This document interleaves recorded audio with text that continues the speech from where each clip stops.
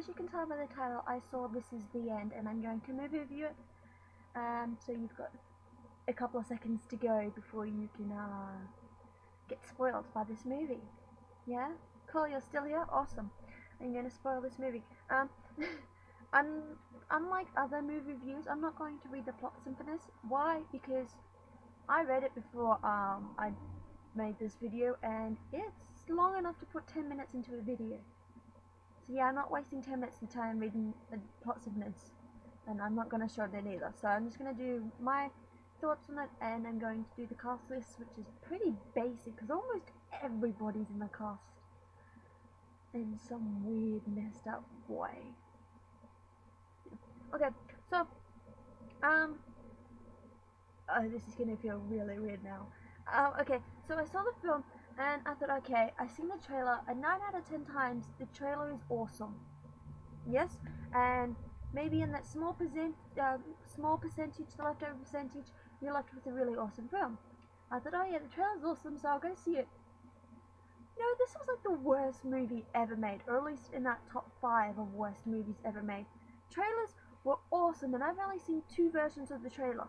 The first one where Emma Watson goes totally psycho, and the second one where they're partying at James Franklin's house, and they're like, oh my god, what do we do? Yeah, they're the only 2 trailers I've seen. You could probably just Google This Is the End trailers, and I saw them on TV. And I was like, okay, interesting, so I'll go see it.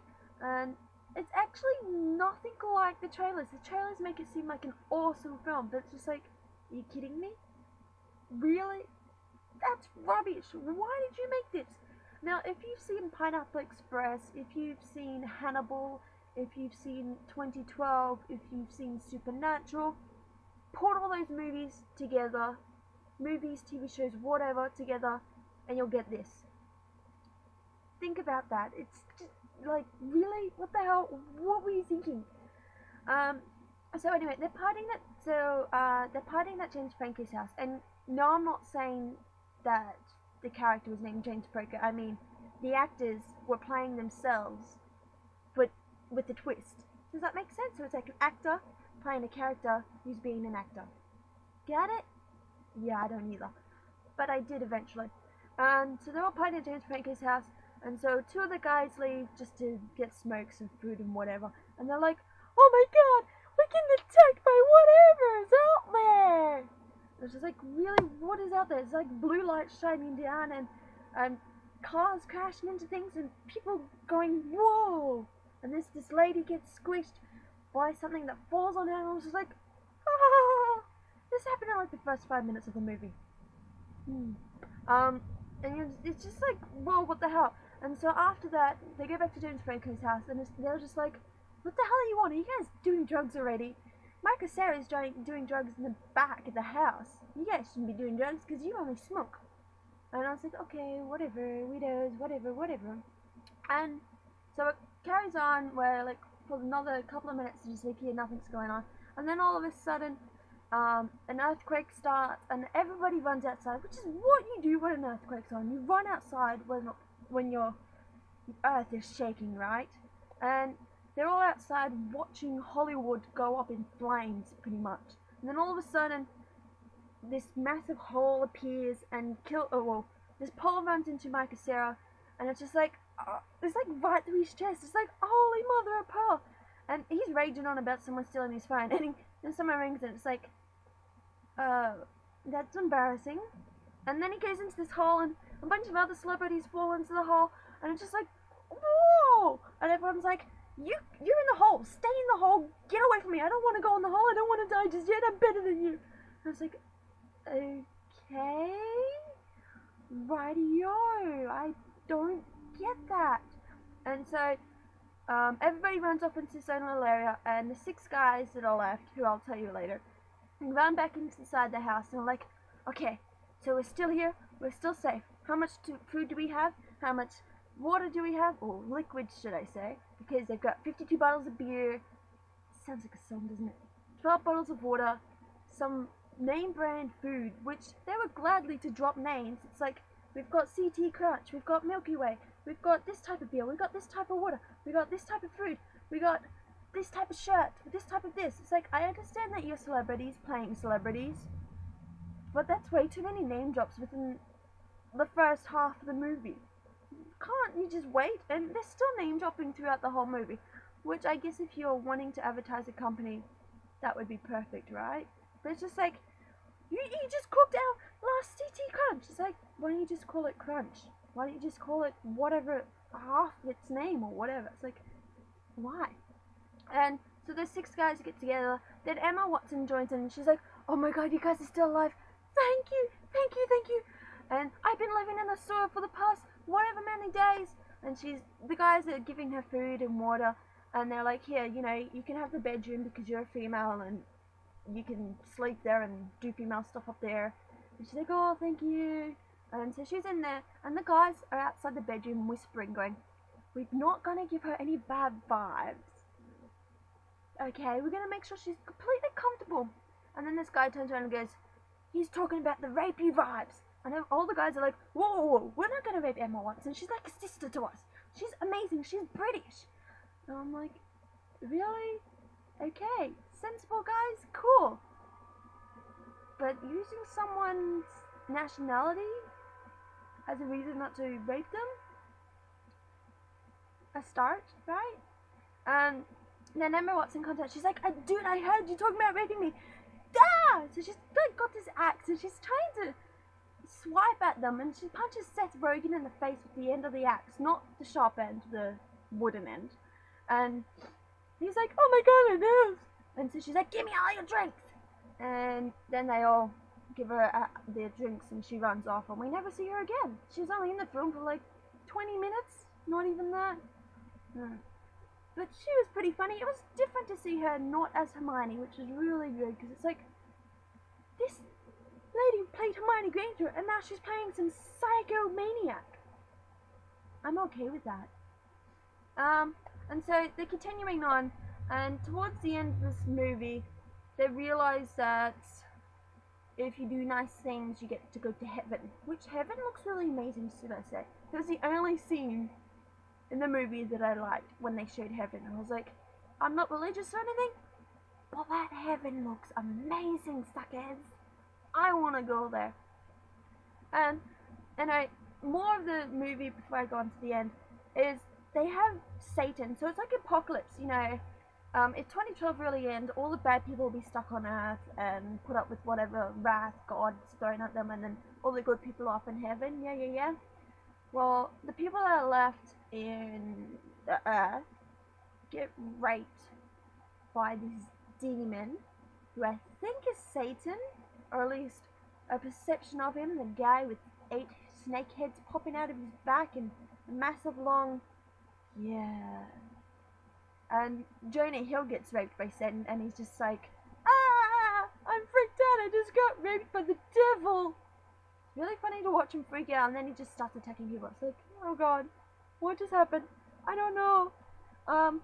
But it's depends how you think of it. You could like it, you could hate it. Yeah, it depends. Just, it's not my sort of movie. Like I was saying, Heaven was really awesome, because they have the Backstreet Boys there, and I was like, that's cool. I like the Backstreet Boys. And everyone's clothes is white, so it's like fine white cotton, silk, whatever. So it's all white clothes, and it's like whatever you wish will be here. So Seth Rogen wishes for the cigarette, and it's like, oh yeah, you get a cigarette.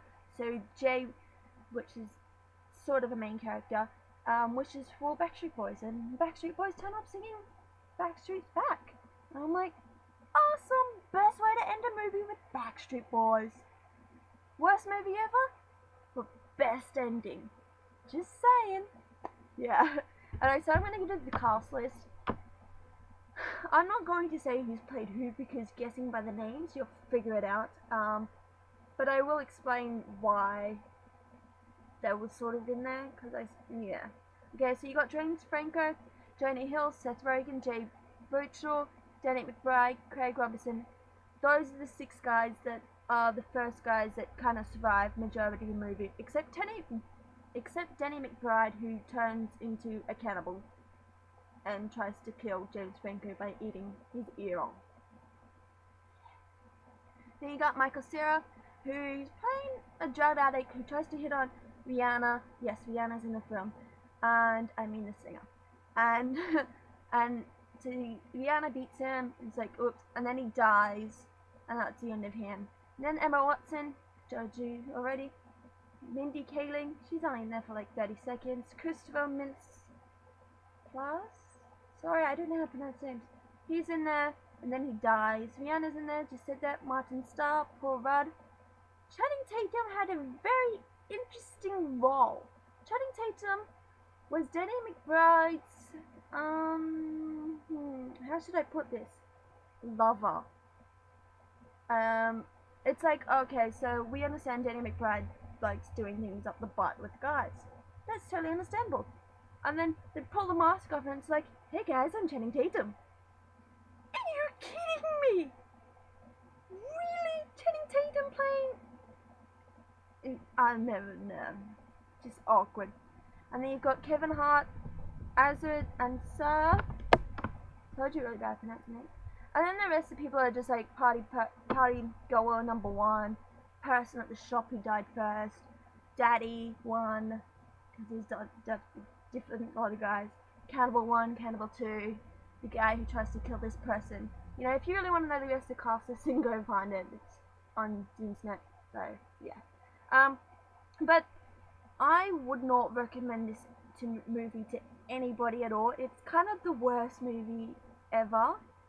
And what I found out is that Seth Rogen and Evan Goldberg both directed this movie, and they both wrote this movie. Now, I understand where Seth Rogen was coming from because he was part of Pineapple Express, and that's all a junkie, drug, marijuana type movie. That's understandable. I can see his whole point. I don't understand the whole apocalypse thing with the giant devil trying to rape everybody, who gets his penis cut off by blue light at the end of the movie. I don't get that part. Can someone explain it to me? I did sit down and watch it, and I had a friend who went to see the same movie and she hated it. I don't. It must be a female thing, but then the person sitting next to me who just happened to be a female was like, not the best movie, but there's some funny parts, because she was laughing at some scenes, and I was like, okay, some of this is funny, but not the best. And there was 6 other people, and 3 other people did not laugh at all. So, when you direct a movie, who are you directing it to? Think of your audience. Just saying. I can see who Seth Rogen was trying to direct it to, but yeah, not his best thing ever. No. Don't watch it. Don't buy it on DVD. Whatever. Yeah. But I do recommend listening to the music that was on there. It's a positive thing, right? They had Backstreet Boys, and if I'm correct, they also played Black Sabbath. That's if I'm correct. I could be wrong. So, yeah. Just Google it. I know I will. But that's all I can say, is that it's a pretty crappy movie, and I will not recommend it to anybody, and I will never see it again. So, that was my movie review. This is the end, and I hope you enjoyed it, and bye-bye. Awkward. Woo.